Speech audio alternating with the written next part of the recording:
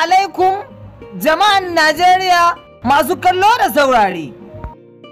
Sunana Mr. Normal Comedian na jihar Kebbi. Kai tsaye sako har cikin ofishin daga CBN wato bankin Najeriya. Yana tunatar da ku da kuma sanar da ku cewa ku yi ƙoƙari ku kai tsohin kuɗin ku banki daga bakin naira 500 har zuwa 200.